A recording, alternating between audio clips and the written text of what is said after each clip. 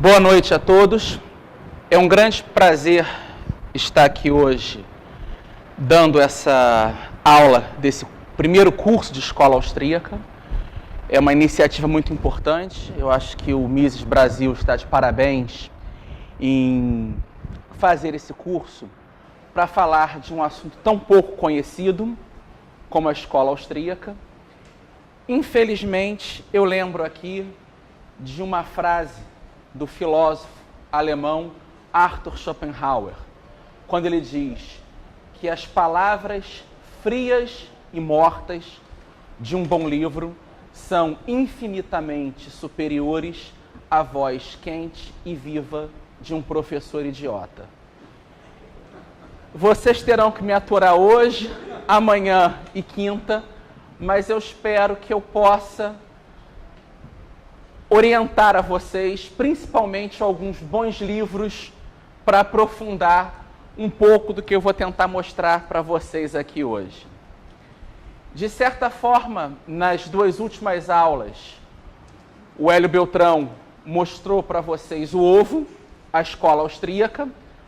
Hoje eu pretendo começar a quebrar um pouco essa casca, apresentando alguns conceitos básicos e continuar esse serviço de tirar a casca nas próximas aulas. Nas outras semanas, eu tenho certeza que o André Azevedo Alves já vai mostrar para vocês um pouco da clara, para finalmente vocês sentirem o sabor da gema com o Biratã Iório.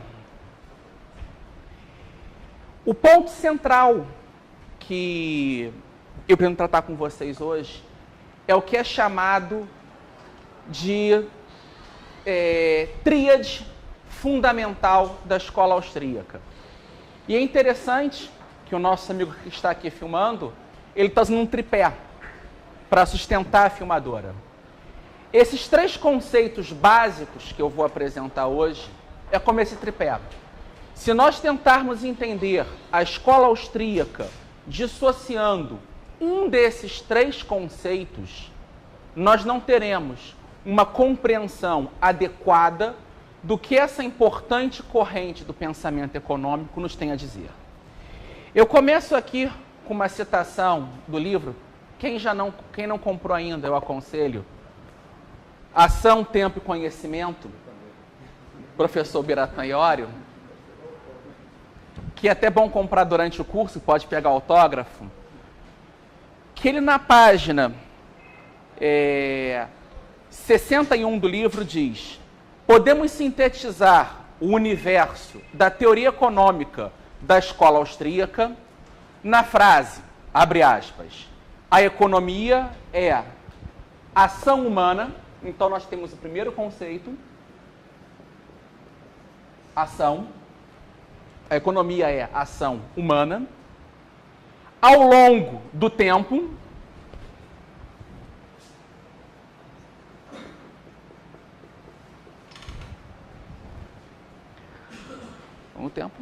nos mercados, sob condições de incerteza genuína. E temos aqui o terceiro ponto. Incerteza. Um ponto que é importante ressaltar é que nessa aula de hoje eu pretendo me ater ao máximo ao núcleo básico da escola austríaca, com esses três conceitos, tratando o que há de consenso. A escola austríaca não é um monolito. Existem divergências teóricas, até porque existe uma incerteza em relação ao conhecimento. Então, existem debates internos em relação a temas como moeda, juros, próprios fundamentos epistemológicos. Existem divergências.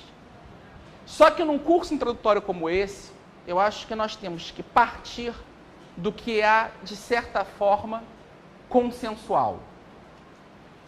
E eu creio que a situação do nosso país, onde liberdade econômica é quase uma utopia, com todo esse excesso de regulamentação governamental, em que a nossa liberdade é mínima, é importante que nesse primeiro momento, mais que as divergências, hajam as convergências em torno do que nós podemos fazer para, usando um termo de Mises, sair de um estado de menos satisfação, passando para um estado de maior satisfação. Mas, mesmo tentando ser o mais, digamos, neutro nessa minha aula de hoje, existem alguns pressupostos teóricos que nós carregamos. Eu pretendo até discutir isso mais à frente. Um dos pressupostos no campo do conhecimento mesmo ao tratar, e eu vou tentar a todo tempo mostrar um pouco disso nessas próximas aulas, é que teremos 4 pressupostos em relação ao entendimento da realidade. O primeiro é o chamado pressuposto ontológico. O que é o nosso objeto? Nós estamos falando do quê? De uma corrente de escola econômica. Então nós vamos entender o que é o nosso objeto, o que é economia. É a questão ontológica. A economia é vista como um dos subsistemas da sociedade. E aqui eu uso a tipologia de que a sociedade ela é composta por 3 subsistemas autônomos, mas interdependentes. Um é o chamado sistema moral cultural, que é o sistema que provê todos os critérios de decisão humana. A ação humana necessita, ela parte um pouco desses pressupostos. Por exemplo, eu saio de casa, olho para o céu e vejo, está cinza o céu hoje, vou carregar um guarda-chuva. Ou não. Existe um critério de julgamento cultural de que o céu está... Nós temos certeza que está chovendo? Não. Existe um grau de incerteza. Mas o senso comum nos leva, por essa base moral, cultural, se não, o céu assim, vamos levar para a chuva. Não, assim não vai. A gente tem... E vai fornecer todos os critérios valorativos para as escolhas. O segundo sistema seria o chamado sistema político jurídico, que é o sistema que nos oferece as regras de convivência na esfera pública. Não precisa ser, e aí é um problema da modernidade em parte, achar que a atividade política é monopólio do Estado. Esse sistema político-jurídico é um conjunto de convenções que determinados grupos adotam. Você vai em cidades sem estados, por exemplo, tribos indígenas. Existem regras. Vamos fazer aqui assembleia, debater.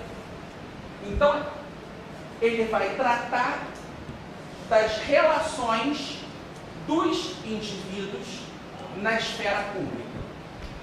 E o terceiro sistema é o chamado sistema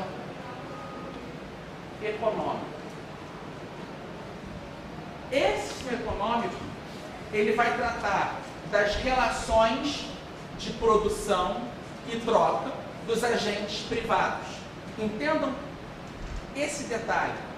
A economia, durante séculos, sempre foi tratada como um assunto de natureza privada.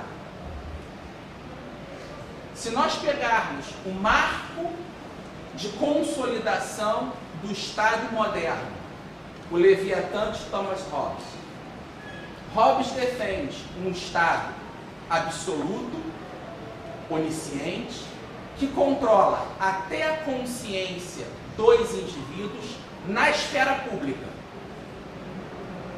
Só que ele não intervém na economia. Por quê? A economia é um assunto de esfera privada. Não é uma questão nacional, não existe isso. A consciência pública ela é controlada dentro de uma teoria para evitar a guerra de todos os ditadores, dentro dos pressupostos dele. Se ele está certo ou errado, não vem ao caso aqui a nossa questão. O ponto central é, mesmo o criador da teoria do moderno Estado absolutista não entende a economia como algo da esfera pública. Os agentes são individuais, a ação é privada. Com o crescimento do Estado moderno, a ascensão do mercantilismo, começa a ideia de economias nacionais. E o grande teórico da ação governamental no campo econômico já vai ser, no final da escola clássica, John Stuart Mill, que começa a pensar em políticas estatais no campo econômico. Então, essa aparente longa tradição de uma economia intervencionista é uma criação do século XIX, de um modelo cientificista de conhecimento, de racionalidade instrumental. Então é algo muito recente. Só que, voltando ao nosso ponto, sistema econômico, o que vem a ser esse sistema econômico? E aqui eu acho que é importante fazer uma diferenciação, que o professor Iório faz no livro dele. Mais uma vez aconselho, quem não comprou ainda, vale a pena comprar, que é a diferença entre economy e economics. Economy é a economia real. Nós fazemos parte dessa economia. Ao comprar uma bala na esquina, ao colocar gasolina no nosso carro. A economia real dos agentes econômicos. Economics é a teoria econômica que procura explicar esse processo complexo. Muitas vezes simplificando essa complexidade. E eu lembro aqui de uma das bases fundamentais do pensamento econômico clássico, o filósofo David Hume, já dizer, o grande problema dos autores é que eles tentam dizer o tempo inteiro o que deve ser o homem. Aí a preocupação é dizer o que é o homem.